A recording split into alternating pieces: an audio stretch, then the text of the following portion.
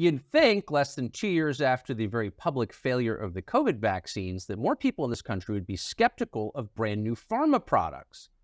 And maybe they are, but they don't seem very skeptical of Ozempic, which is a diabetes drug that apparently, at least in the short term, can help people lose weight. And on one level, you can see why they're not skeptical. This is a very fat country. That's a huge problem. And a lot of people, a lot of us, wouldn't mind losing 20 pounds by taking a pill. So why shouldn't we? Well, we thought it'd be interesting to hear the other side, a side that you were not hearing on the question of Ozempic from someone who knows a lot about it. Calley Means is the founder of TrueMed. He once worked for pharma. He definitely does not now. And he joins us today in studio. Calley, thanks so much for coming on. Pumped to be here, Tucker. So you want to lose 20, and I'm speaking from experience, you want to lose 20 pounds, you don't really want to stop eating pizza. This seems like a super quick way to get healthier.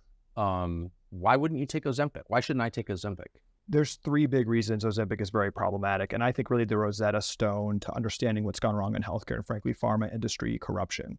The first point I want to make is that if a fish tank is dirty, you clean the tank. You don't drug the fish.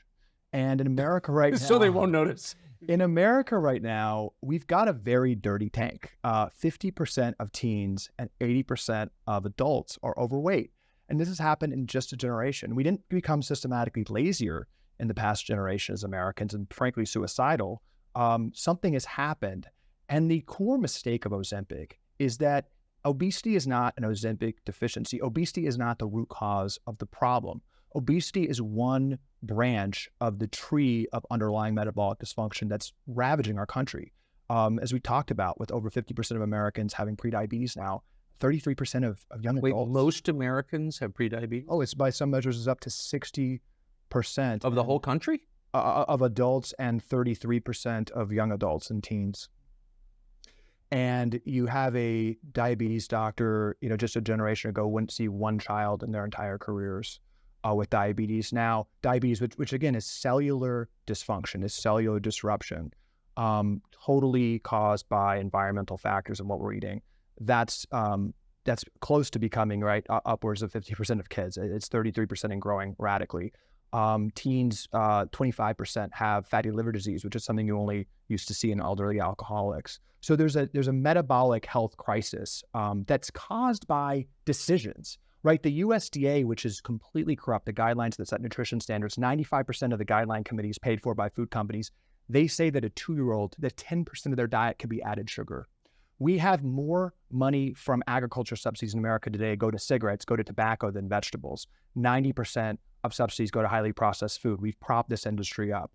Food stamps, right, which 15% of Americans depend on for nutrition, 10% of all food stamps funding goes to soda. We're the only country in the world that allows that. So we have... Goes to soda? Goes to soda. So the U.S. government pays people to drink soda? The U.S. government, direct from the federal treasury, more than $10 billion per year go from the federal treasury to soda companies through the food stamp program. The number one item purchased with food stamps in America is addictive diabetes water.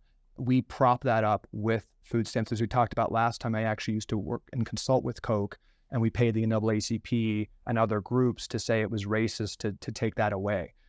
We totally rigged the debate. So through a corrupt system, we actually subsidize soda. We do 10 of these things, right? We do 10 easily identifiable things that are causing us, frankly, to be poisoned.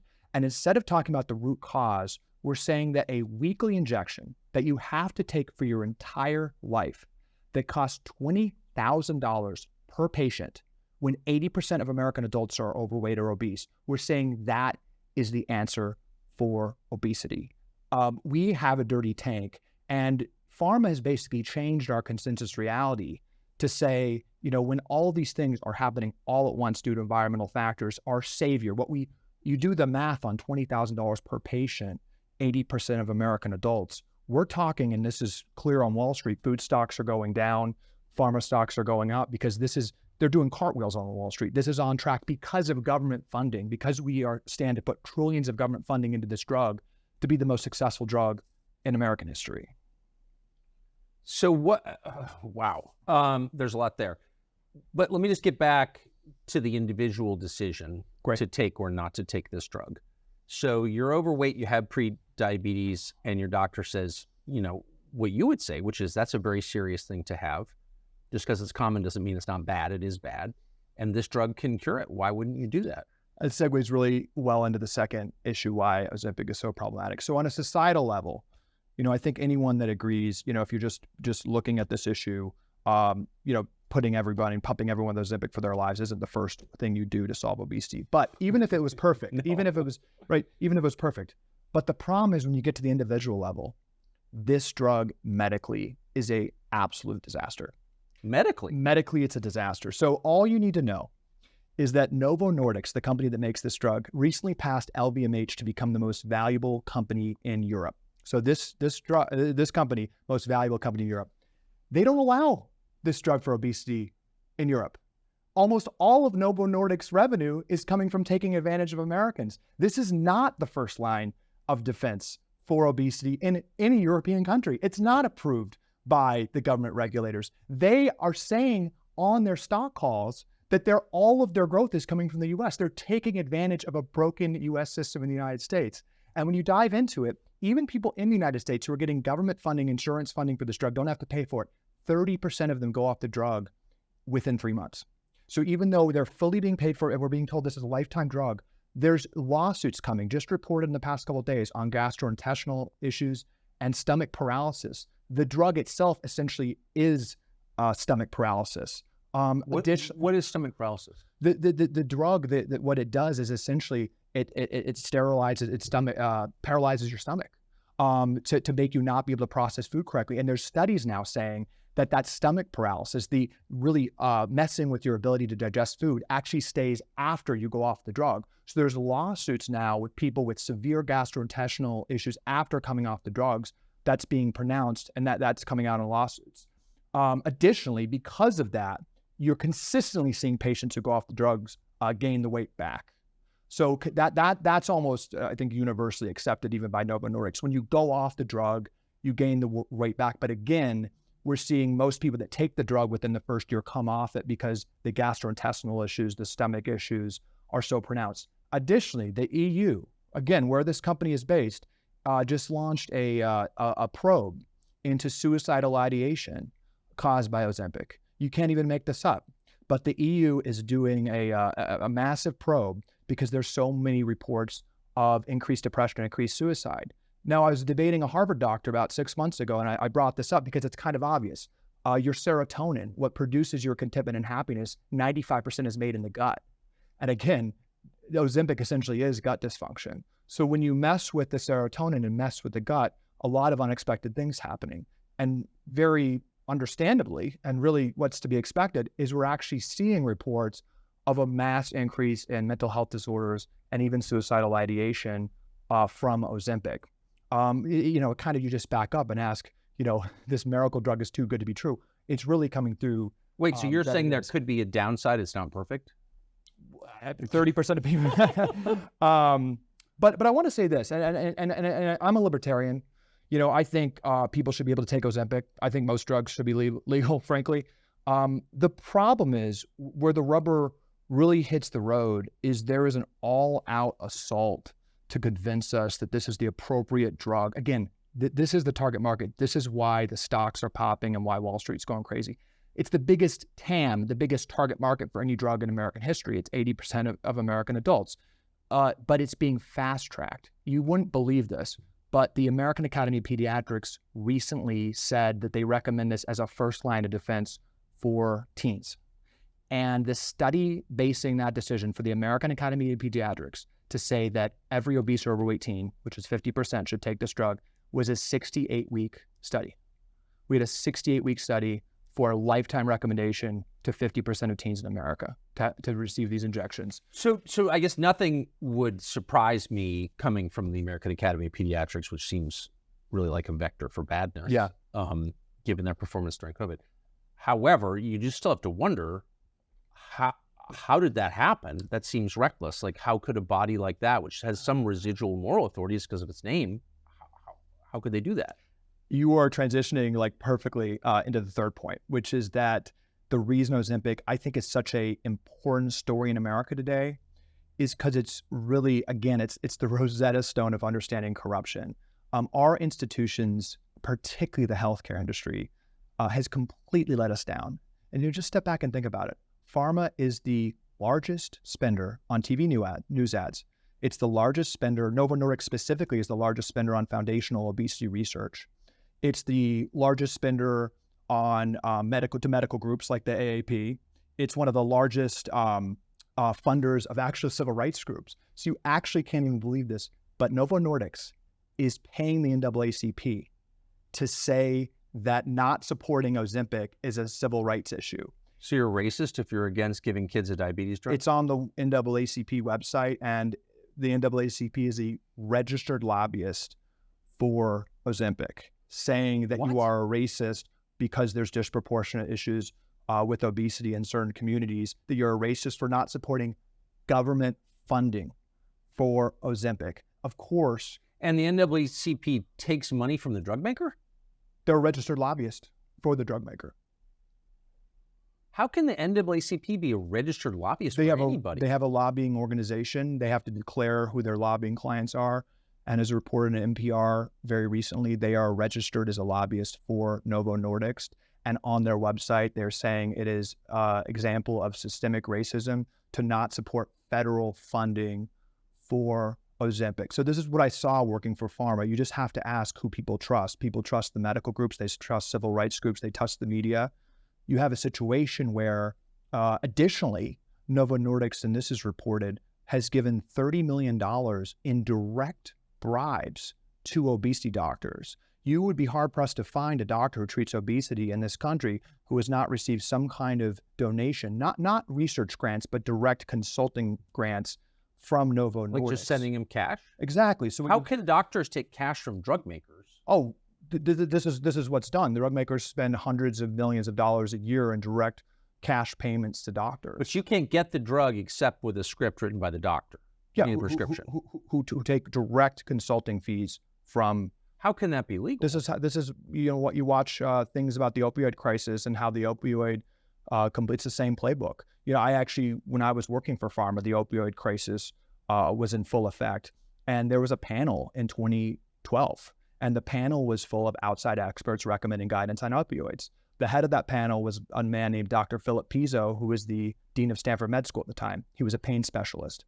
At the moment he was appointed to that panel, Stanford received a grant from Pfizer, who's one of the largest opioid makers, of $3 million for pain research. He appointed 90% of that panel, who are also conflicted, to receive direct research and personal consulting fees from opioid makers, and they relaxed opioid standards. This is exactly what's happening on obesity. You have Dr. Fatima Stanford, the head of obesity research at Harvard, paid tens of thousands of dollars by Novo Nordisk, just started a new... Directly? Direct. No, not to mention, of course, millions of dollars of research grants. She's been paid tens of thousands of dollars. How can Harvard allow that? There are no conflict of interest rules in medicine. Harvard is supporting her, and the NIH recently, it came out that 8,000 research grants went to university professors who also have a direct conflict of interest with the topic and the drug they're studying. How can how can you be a physician, even a teaching physician, and do that? I mean, that's so obviously unethical. It's so obvious. It's so omnipresent that it isn't discussed. I mean, you're saying this like it is obvious. It's manifestly obvious. You hear this, most Americans are outraged. This is like, you're swimming in water. You don't realize you're in water. This is how academia is. The food industry, if taking it to food, which is making us sick, spends 11 times more on foundational nutrition research than the NIH. Pharma is the lifeblood, right, of foundational scientific research in this country. And then you get to the NIH, of course, it's a revolving door between government and industry. And the vast majority of NIH grants go to pharma research. So the NIH is basically a grant-making organization, and this is just statistical, almost all going to research that has conflicts of interest with pharmaceutical drugs. The problem here is that every institution, all these institutions fundamentally make more money when we're sick. Ozempic doesn't cure obesity. It manages obesity for life, and that's a problem. Statins don't. I'm sorry, I should have asked at the outset. You made a couple references to it, for life. Is that as advertised? Oh, no, that's so if I sign up for Ozempic tomorrow, the physician will tell me you got to take this forever. Those are the instructions, yes. They admit that there's unknown metabolic problems if you go off. That's on the box. No, this is a lifetime injection. The key thing here, Tucker, And again, getting the corruption, right? You're paying off the doctors, you're paying off the medical groups. 50% of TV news funding. I mean, I think I've seen it. Yeah, and there's RFK's talked about this back in the day with Roger Ailes. When 50% of your bills, speaking the choir here, but 50% of your bills are paid by a certain interest, why didn't the news media have any curiosity during COVID why people were dying of COVID? Metabolically healthy people weren't dying of COVID. This is where the corruption and really where it all ties together. I'm sorry, will you describe that in a little more detail? We had probably the biggest event in American history since World War II, where we shut down the country, yes, where we really, I think, showed our weakness just physically and mentally as Americans. American COVID deaths were substantially higher than other countries. And research, it's not argued, has come out saying that the COVID was a foodborne illness. Dying of COVID was a foodborne illness. If you were metabolically healthy, if you had stable cholesterol, stable fasting glucose, weren't obese, you didn't die of COVID. COVID disproportionately, overwhelmingly, even among older people, affected people with comorbidities. And we're a lot sicker in America. And the comorbidities were caused by eating bad food, mostly. Comorbidities are obesity, heart disease, diabetes. Those are the main comorbidities. So if you did not have those, you were essentially not impacted by COVID and had an almost 0% chance of dying of COVID. So the media, though, right, who's heavily funded by pharmaceutical companies, didn't have any curiosity about that. Didn't have any curiosity. Maybe this is a 9/11 moment that we're not at our best as America, right? We are a sick, depressed, infertile population. Sperm count is down 50% in just the past generation. 25% of women now have PCOS, the leading cause of infertility. We are having trouble reproducing as a species. And these are all connected. And there was a moment to talk about this, but instead the media, the government institutions who are paid by pharma, pushed a pharmaceutical solution with trillions of dollars of airtime as the solution to our crisis. This was one of the greatest public policy mistakes in American history. After coming off of the worst public policy failure, I think one of the worst in American history with the COVID response on every level, keeping the bars open and shutting down the schools, to pushing an effective pharmaceutical solution instead of root cause solutions.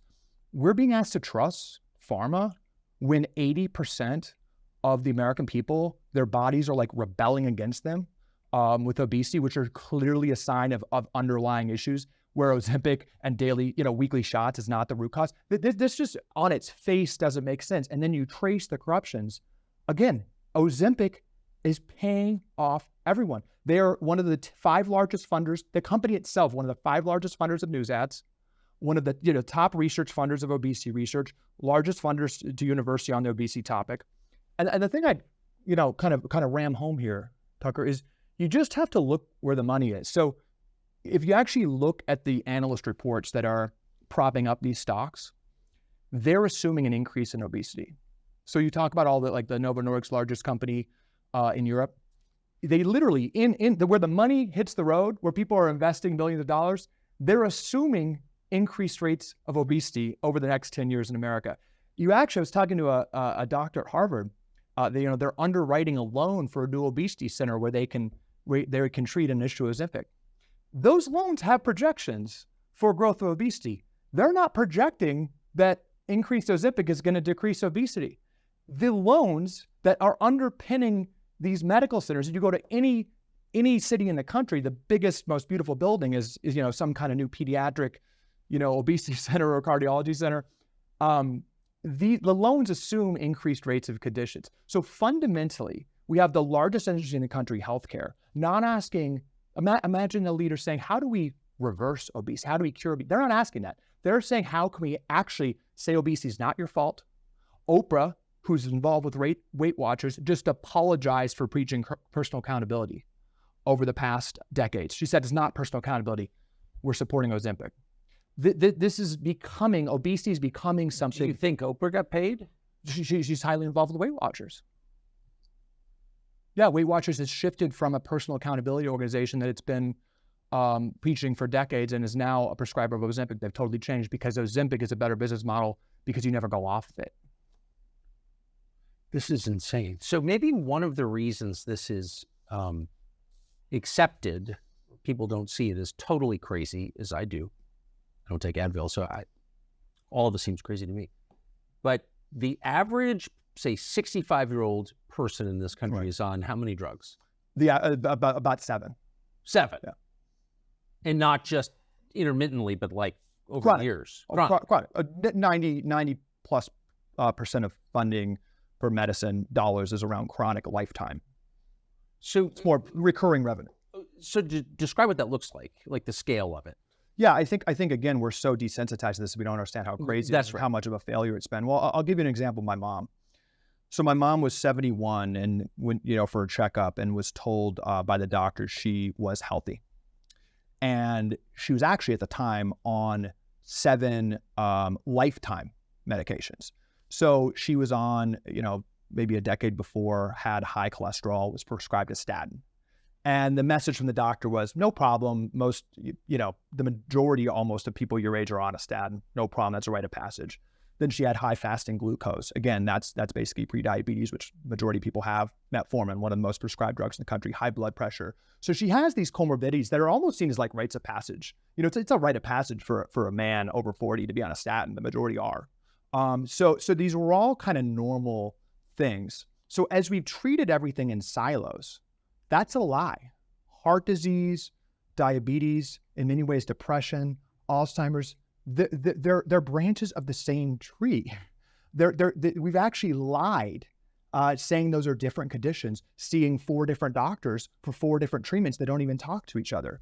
So we're managing the symptoms instead of seeing those symptoms as a gift and realizing that we have a root cause metabolic crisis. That's why the more statins we prescribe, the more heart disease goes up.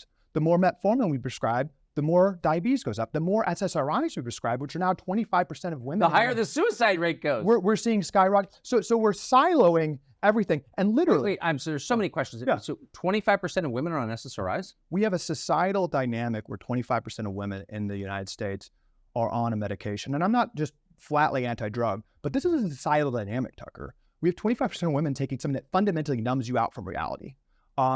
And we don't even blink an eye at that. And depression, mental health disorders, anxiety, suicide. Suicide is now the second leading cause of death for young adults. SSRIs are after drug OD. Yeah, and which I think could be related.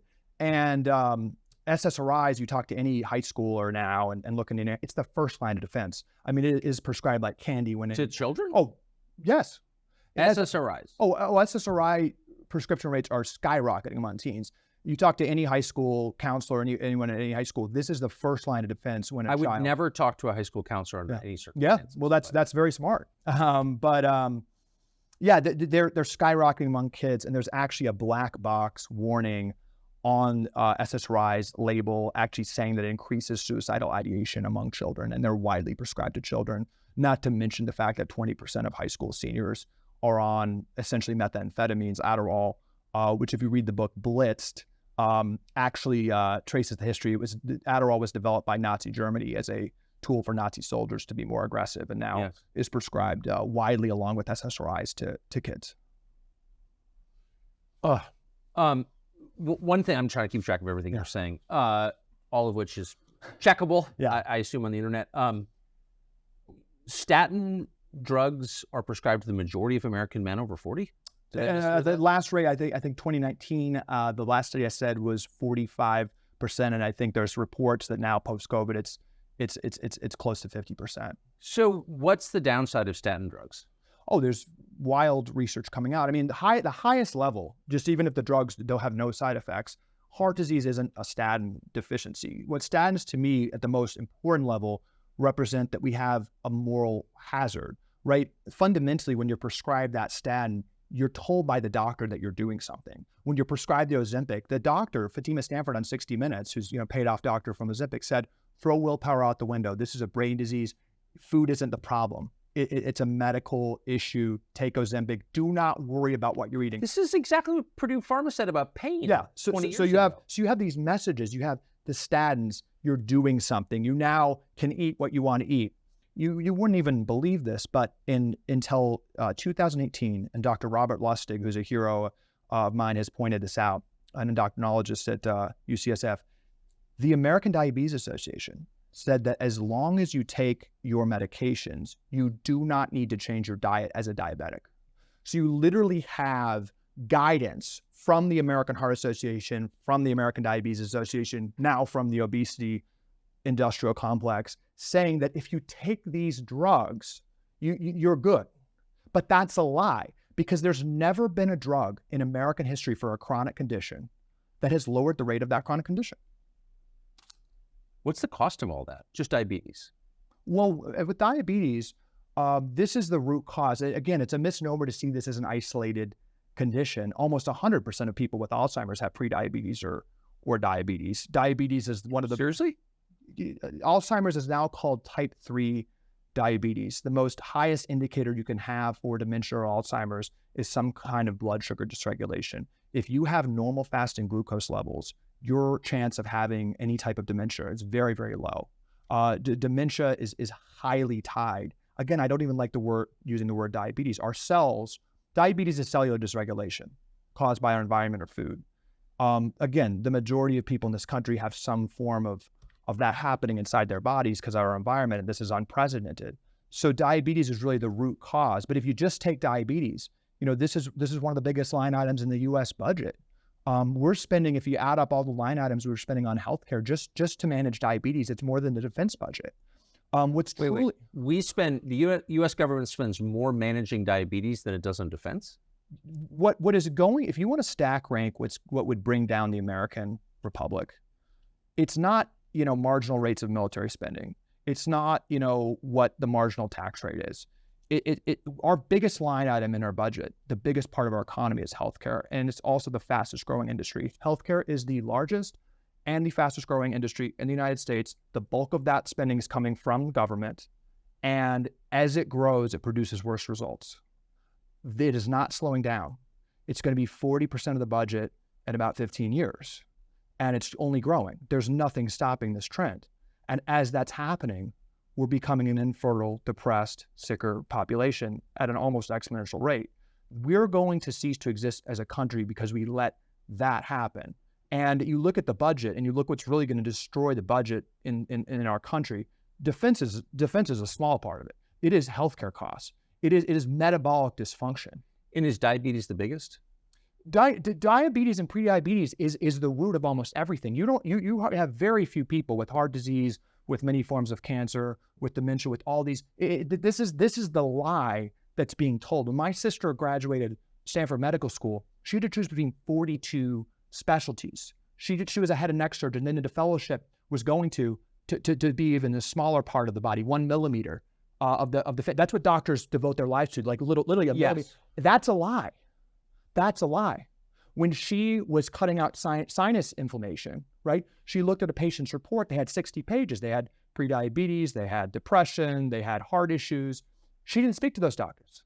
And she was never trained how the inflammation that she's cutting someone's face open and taking out, not once at Stanford Med School was she trained or even brought up why that person has inflammation in the first place. That surgery, Medicaid will pay $20,000 for that, along with all the other comorbidities the patient has.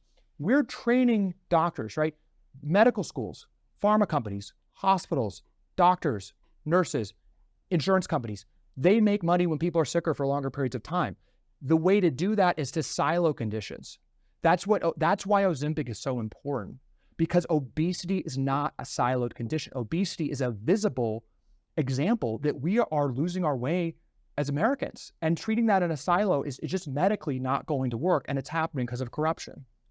So, but it is, and I should just say I agree with everything. Yeah. But even if I disagreed, it doesn't matter. I would say Ozempic is a response to an actual problem. You've conceded that. So if Ozempic isn't the answer, what is? If you were an alien that came down to Earth and saw what's happening in America, and I want to make this clear, it's happening specifically in America. I mean, our obesity rate, diabetes rate, heart disease rate, it's multiples more than some European countries and Japan, countries like that. There's something unique happening with the environment in America. And if you came down, an alien that was smart, that kind of, had a veil of ignorance and looked around, and you saw 80% of Americans consuming such toxic things in their environment, that their bodies are literally cellular, is the visible result of cellular dysregulation. Obesity is literally the cells crying out for help and showing that they're dysregulated, which represents stuff happening invisibly in the body, such as all the chronic conditions we've talked about. If you look at that happening, highly related to mental health disorders, highly related to infertility, all connected, you would never say, let's keep everyone sick and give them marginal drugs. You would just never do that. We have been completely gaslighted by pharma. Elon, who I think is the most important American in the country, but has recently said these drugs are good. I think it's a little bit unlike him, because we're not analyzing the problem and assessing what the root cause solution is. And I think we've changed our reality. We've changed our perception of kind of what reality is based on pharma, thinking that these marginal tools. And we've lost our way, right? The drug for every condition in a siloed state hasn't worked. We're all getting sicker. We've totally lost our way. Peter Attia pointed out that if you control for infectious diseases, and acute things that would kill you right away, life expectancy really hasn't grown in the past 100 years. With the almost 100% of life expectancy increase, which we all herald, is acute issues, things that would have killed you right away, right. Childhood mortality. If you actually, chronic polio, appendicitis, stuff all like that stuff. Yeah. And so we actually have really lost our way. And if there's one moment to kind of, as a country, say, can we change course a little bit? It's this, because this is the biggest issue. This is 80% of Americans. It is going to, just do the math. In America, when drugs are prescribed widely, costs don't go down. You're not allowed to lower drug prices if they're prescribed widely. And the moment Ozempic is approved, which is an all-out battle to do for government funding, there's an incentive for every obesity doctor in the country to prescribe this to 80% of American adults and 50% of US teens. It's the government then can't tell the doctor what to prescribe. So you've got a $20,000 cost. This is $20,000. That price is not coming down. Do the math. 50 million, we have much more than 50 million obese people. 50 million is well over $1 trillion a year. This is why the stocks are going up, right? So the battle here, and this is my point to Elon and a lot of people, I want you to understand the battle is, what are we going to do societally about the metabolic health crisis? And what should we do? Like, you're in charge. I know you said you're a libertarian, but let's just imagine you were a fascist and you could do whatever you wanted. What would you do? It's not what I think the president can do numerous things tomorrow that will I think one of the biggest lies we're being told is this can't be turned around quickly. We did not have a metabolic health crisis a generation ago, and we can turn this around very quick. I don't think the American people are mass suicidal, frankly, which is what we're acting. We have an addiction crisis. I can give you a couple right now. The president tomorrow can tell the FDA that the U.S. can no longer be the only country in the world that allows pharma ads on TV news, which isn't to influence to consumers, it's to influence the news. Pharma buys off the news. And the FDA can issue an order tomorrow saying that that's no longer the case, that we can't have pharma spending on TV news. That is an executive decision. It can be issued tomorrow, and it would totally undercut the ability of the pharmaceutical industry to control our information. Food stamps, the ag bill. So you think that pharma, I'm sorry, you're throwing so, for my aging pizza-addled brain, it's hard to keep up. But you're saying that pharma buys TV spots not to convince people to ask for specific drugs from their physicians, but to subvert the news business? This is an open secret working for pharma. Well, I never even thought of that. This is an open secret. The kind of silly ads you see between the news breaks, the points of that is not, it's marginally to impact the customer, but the pharma's already got that. They've already bought off the doctors. They're good on that. No, this is an open secret. The news ad spending from pharma is a public relation lobbying tactic, essentially, to buy off the news. The news is they're not investigating pharma. I've noticed. The news has become basically a referee that you were a terrible anti-science Luddite for asking why, the shots that we require our kids to get that fundamentally by their own advertising change the immune system of that child for life, why it's gone from 20 to 70. To even ask that question, the news referees that and calls you anti-science, when the two largest vaccine makers in the country are literally criminal enterprises. GlaxoSmithKline and Merck, in the past 5 years, has settled two of the largest criminal penalties in American corporate history for bribing doctors and creating misleading research, who are the two largest vaccine makers. So you literally have the media playing referee that you can't even ask a question. Parent is actually... If you have a vaccine injury, and many people right. have, including some I know very well, even a profound vaccine injury, you're not allowed to complain about it. No, you're anti-science. Even if it can be shown, this is a vaccine injury. The media plays referee because they're funded. But so in all levels, right? Wow. On all levels. And I'm very dark, Calley Means. Well, I think it's hopefully empowering. I think this is why we have an opportunity here, Tucker. Like Ozempic, this is not some like new, like, it's kind of this funny thing, like, it's kind of vain, I can lose weight. This is the reason the stocks are going up is because this is going to be a lot of government money. This is going to be the highest funded drug from the US taxpayer in history. We've got a society, when are we going to say, let's go another direction? Why are we trusting pharma now when they've been completely acting to garner no trust? We have to be basic here and incentivize better eating, better farming. Think about public policy with the $4 trillion we spend on healthcare. How can Americans be more active? These are basic things, but these can be done. And just two more quick ones. I mean, there's 20 of these, but you just have to go to the incentives. You were surprised that the majority of university researchers and NIH grants go to conflicted researchers? Yeah, I was shocked. Tomorrow, the president could say, we're not going to touch NIH funding, but we're not going to issue grants anymore to people with conflicts of interest. That would sound like a reasonable policy to 95% of the American people. I think that's unimpeachable, bipartisan policy. Of course. It will cause a conniption. The media the next day, with their talking points, would say it's the most anti-science. And NIH funding. Exactly. So you could do that. You could change ag subsidies, which are just tens of billions of dollars to process food.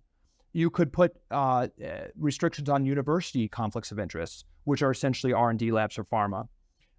And I think a key one, Tucker, and you go back to the American Academy of Pediatrics, this isn't just some like industry group. The American Academy of Pediatrics, the American Diabetes Association, and these medical groups have statutory authority to create the standard of care for how we practice medicine in the United States.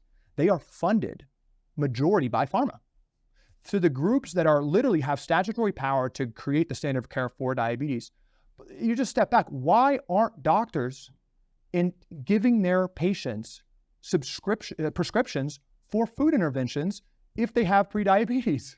Why aren't they giving them and prescribing them and allowing them to use their medically, tax advantage dollars to exercise? If you actually follow the science, that would be the correct medical intervention to reverse that. But we're so gaslighted by this. It's just not even batting an eye that it's just pill, pill, pill. Americans follow incentives. It's what we're trying to do. TrueMed is a doctor actually can write a note for exercise and food. And that actually can open up medical tax advantage dollars and other insurance dollars. Doctors could do that. But the second you get someone off the chronic disease treadmill, that's not a profitable patient. There's nothing more profitable for the pharmaceutical industry than, frankly, a sick kid. You imagine a kid with prediabetes, inevitably they're obese, inevitably they have hypertension, inevitably they have heart issues. They're going to be, like my mom, much earlier on just a ton of drugs, being told on each of those drugs that you're not curing anything. These are conditions you need to manage for life. So we're getting people, there's a war to get kids on that bandwagon. We need to have the moral clarity, frankly, and communicate this like RFK is communicating it.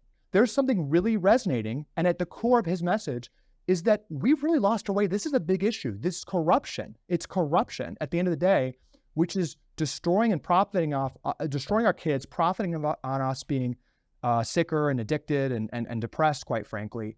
This is a big issue we need to unwind. And frankly, President Trump has made some strong statements about this. I'd say watching the GOP debate, it's like watching a bizarre world. I mean, Rome is burning in a lot of ways. We have a corruption problem, and it sounds like they're at some cocktail party in 1988, GOP cocktail party. It's not about the marginal tax rate. It's not about the Medicare Part D, page 300. Our biggest industry, the healthcare industry, is profiting from us being sick. It's just that simple. We need to unwind that, or we're going to destroy our human capital and destroy our budget. If people have come to the end of this conversation and want to learn more, I never do this, but I think it's worth it with you for sure.